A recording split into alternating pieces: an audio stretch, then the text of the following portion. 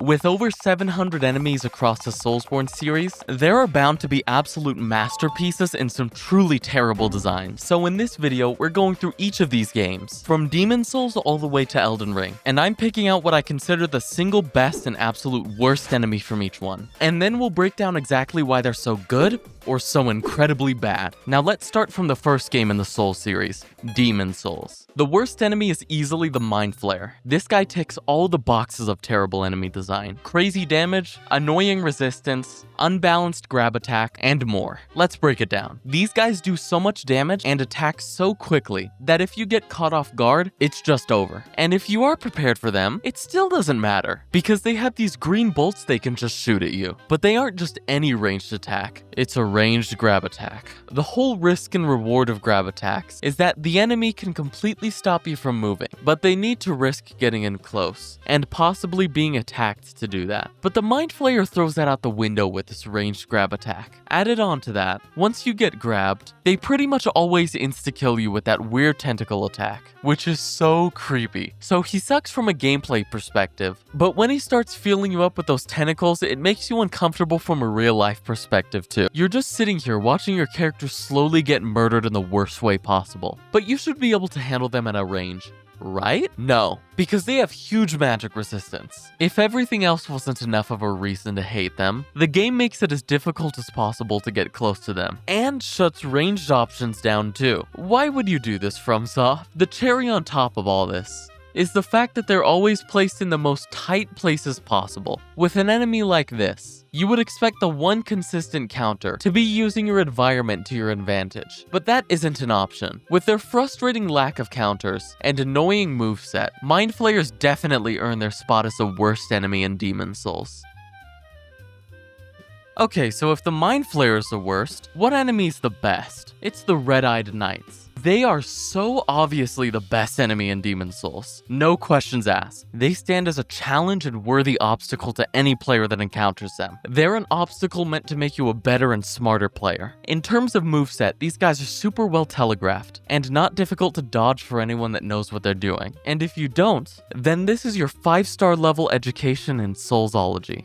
One of the biggest reasons these guys are so good is that combat with them feels like what's advertised on the tin. A genuinely epic sword fight to the death with a skilled foe, honorable and memorable. They're no doubt menacing, but also completely fair, and super well designed. And that puts them in this nice spot I like to call a benchmark enemy. If you played through any Souls game, you had an enemy that you feared at the start of the game that you always had a hard time on. But once you encounter them later, you take them down easily. It's the best feeling in the world to be able to tangibly feel your growth. And it takes an amazingly designed enemy to do that. That's why the Red Knights are the best enemy in Demon Souls. Now let's get to the real meat and potatoes.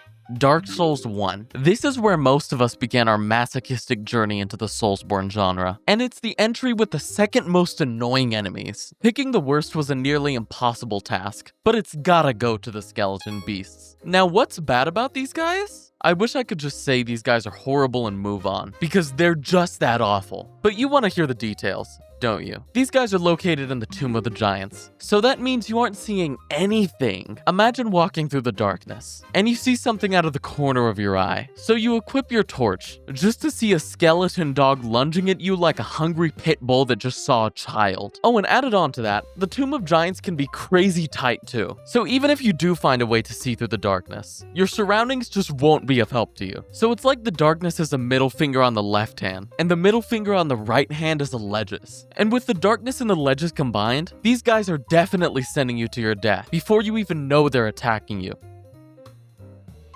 And on their own, they do way more damage than they need to. Like, why do they need to take out half my health bar on a single hit? Added on, they're so aggressive and attack so fast that you're probably going to be stun locked for the next 7 business days. And there's so many other reasons why these guys are the worst, but I don't want to make this video an hour long. That would be super boring, and we're trying to make quality content out here, which is why you should leave a like on the video, and subscribe to Through the Fog. We release consistent top-tier Soulsborne content, and you won't want to miss a single video. And Super Thanks is also available, if you want to ensure we see your message, and get a shout out at the end of the video. Now that you subscribe to the best YouTube channel, let's talk about the best Dark Souls 1 enemy, which is the Mushroom People. They also hold the trophy for some of the best designed enemies visually. They have this chill, even though I hate to resurrect this word, kind of derpy look. There is just this endless charm you can't get over. But when you get a little too comfortable admiring their designs, you just have to look down at their blood-stained palms to remind yourself that they're far from harmless. It's so funny, most of the murderous enemies in this game have pristine weapons and armor, not a single drop of blood, while these cute little mushrooms have the life juices of their latest victim fresh on their knuckles. Another thing that makes them such a good enemy is the reason why they attack you. When most enemies see you, they start spinning the block for the love of the game. But the mushrooms, on the other hand, attack you out of parental protectiveness. We can all get behind a good parent, so even when they kill you, you know full well that you deserve that death. And when it comes to their attacks, they have such a long windup that it never feels impossible to dodge it. The Mushroom Men are clearly the best enemy in Dark Souls, and that shows in the fact that even though these guys are so goofy, they still punch you so hard you fly right into Dark Souls 2. And you find yourself right in front of the Ogre, the worst enemy in Dark Souls 2. Yeah, what's on screen isn't your mom, despite the uncanny resemblance. What you're looking at is actually one of the worst enemies in the entire Soulsborne series, and more specifically, the worst of Dark Souls 2.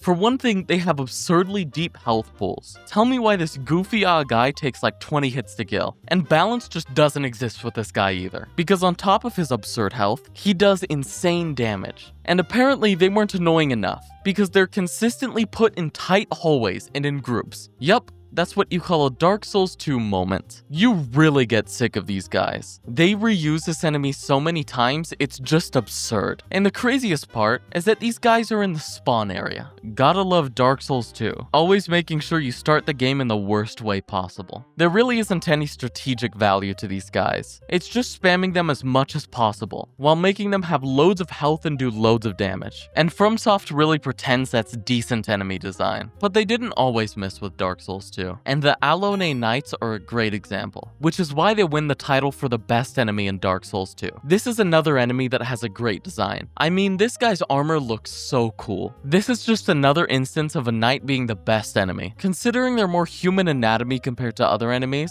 I think it just makes their attacks more easy to read, and makes the fight feel more fair. When you see this guy move his arms that way, it's clear what direction he's swinging in. But when I'm looking at this snake thing, all I know is he's about to damage me one way or another. These guys are solid skill checks. And another example of a great benchmark enemy. The biggest thing on top of all this is that if you get their armor, you're gonna have insane fashion. These guys are worth fighting and killing from the armor alone. And speaking of peak fashion, I'd like to see this next enemy turned into a handbag. Let's talk about the worst enemy in Bloodborne.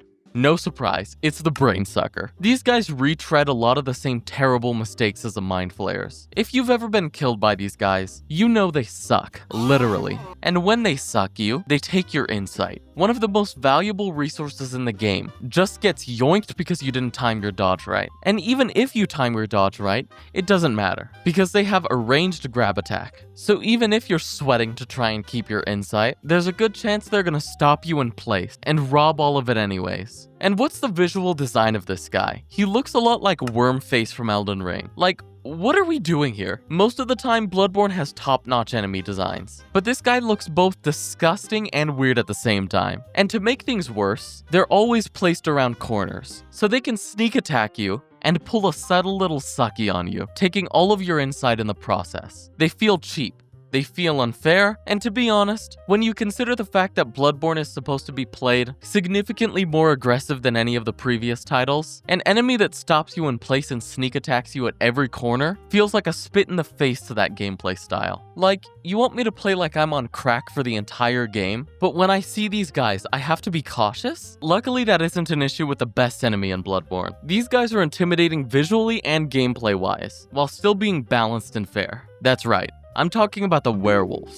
Their moves are perfectly telegraphed and are forgiving enough to provide plenty of room for learning. And the thing that really boosts the werewolf up is that this is an enemy specifically created to meet the needs of Bloodborne's different playstyle. Yeah, they're pretty much the opposite of Brain Suckers. While Dark Souls promotes patience and timing, Bloodborne wants you to get down and dirty and create openings yourself. The Brain Sucker fails to promote this gameplay, but the werewolf pounds that playstyle into you the hard way. Werewolves are aggressive enough to necessitate that you're also just just as aggressive in response, but they aren't so aggressive or punishing that it's too difficult for you to get in and start engaging with the aggressive Bloodborne playstyle. Their visual design is also perfectly on point with Bloodborne's themes. It's this terrifying kind of skinny-looking creature that you know is still a massive threat despite its emaciated look. The decay of the werewolf doesn't take away from its intimidation. It adds to it. That's why the werewolf is easily Bloodborne's best enemy. Now let's fast forward to Dark Souls 3, to touch on perhaps the worst enemy in any Souls game, period. This is the most unfair and annoying enemy in any Souls game. I'm talking about an enemy that can just drain your max health, and there's no way to avoid it. They make it harder for you to see, and are placed in the most narrow places possible. The jailers have the ability to drain your max health. Surely there's a way to avoid this, right? Not really. To the normal player, as soon as the jailer's eyes turn red, you're getting your health drained, and there's nothing you can do about it. And if there's multiple jailers, you're gonna be a one-shot kill in a few seconds. How the health drain actually works is that they shoot these little balls so fast and so accurate that you can maybe dodge 2 for every 10 bolts if you know how they work. And if there are multiple jailers, you're just as cooked as someone who didn't know how their attack works. So you essentially get punished for existing. I don't even know how these made it in the game, and they don't even provide a real challenge, because they take so long to turn that it's so easy to just backstab and get rid of them. So they die like flies and just annoy you by making you as weak as possible before they pass. Actually the worst enemy in any Soulsborne game. Let's hope they never make it to another game. On the contrary, mimics are the absolute goats. I hardly ever have such a fun time fighting an enemy. The first time you encounter one and you get gobbled up by a chest is so surprising, and it sets the tone for the rest of the game perfectly, showing you that everything is gonna try and kill you. And if you aren't vigilant, everything will kill you, again and again. I'm sure everyone watching this video can remember the first time they were eaten by a mimic. It was the point Dark Souls really began, and when you started to really understand the depth of what you're getting into. You pretty easily pick up on the difference between a mimic chest, and you get wise enough to actually start fighting them instead of becoming their lunch. And their moveset is so fun to fight against, telegraphed amazingly while still being a challenge. And it's so goofy that it's impossible not to have a blast going up against them. And since it only fights you after you attack its chest, it gives you time to prepare and make sure you're ready to take the mimic on. So whenever you die, it's completely your fault and no one else is to blame. And once you take them down, they always drop a solid item. It makes fighting mimics so worth it. But do you know what's not worth it? The Revenant from Elden Ring, which has to be the worst enemy in the game. No contest. These guys attack you so relentlessly that you'll never have enough stamina to dodge every one of their attacks, and you definitely don't have the stamina to block them. These guys' relentless flurry is so annoying and unnecessary. Like, when am I supposed to attack when he's doing all this? And if that isn't annoying enough, he can just teleport right to you. And when you pair that with their absurdly high stagger resistance, it makes it impossible to deny that this guy is so terribly balanced number-wise. But just when you think you hit rock bottom, you hear knocking right under you, because the Revenant gets so much worse. For starters, he breaks the camera. Yeah. The lock-in feature has a diabetes heart attack whenever you fight this guy, because his moveset is so erratic that the camera has no idea what to do with itself. To make things even worse, if their melee attacks weren't enough, some Revenants also spam ranged attacks at you. Miyazaki, you're supposed to be my hero. But at least he redeemed himself by creating the best enemy in Elden Ring. Imagine an enemy so fair, so well telegraphed, and so cool looking that it's one of the best enemies in all of gaming. If you did, you'd have the Crucible Knight. In a lot of ways, Elden Ring is the culmination of everything FromSoft learned, and that really shines through with the Crucible Knight, the king of all benchmark enemies. I mean, look at this guy. His drip is on point, by far the coolest visually designed enemy we've had on this list. His armor creates an aura of authority and strength, but I can tell you that it's super rewarding. The Crucible Knight's moveset is perfectly telegraphed. If you pay a little bit of attention, you can read them pretty easily, and their attacks are devastating and intimidating, but they're also very punishable. A mistake against these guys can be costly to you, but it's just as costly to them when they make a mistake. It feels like you're fighting on a perfectly even playing ground. Even though I'm saying this stuff, don't misinterpret it as them being easy, because they really aren't. They demand skill from the player and constant learning to keep up in a battle with them. But when I say they demand skill, I really mean it. Skill is all you need to bridge the gap here, and every single aspect of their design has a huge emphasis on skill. For one, they can be parried, inviting anyone who put in the time to learn it to reap the reward of all that learning while fighting the Crucible Knight. They make you use everything you have to take them down, and at the end of it, you're always a better player. You know what they say, it doesn't change you unless it challenges you. And I hope that going forward, FromSoft keeps that philosophy, and tries their best to learn from all the worst enemies on this list. If there's any enemy we missed, feel free to drop them in the comments. And if you enjoyed this video, make sure to subscribe for more and leave a like, and click the video on the screen if you want to see Elden Ring's cut content. And thank you to EpicCat23 and Pavelhajek for super chats. If you want to be put at the end of the video like them, feel free to drop a super thanks. And until next time, I'll see you through the fog.